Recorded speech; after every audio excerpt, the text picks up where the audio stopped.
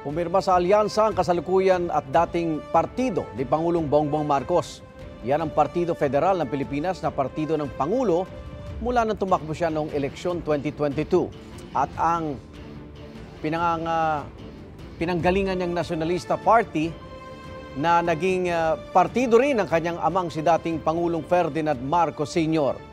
Bago ang NP, una nang nakipag-alyansa ang PFP sa Lakas CMD, National People's Coalition at National Unity Party.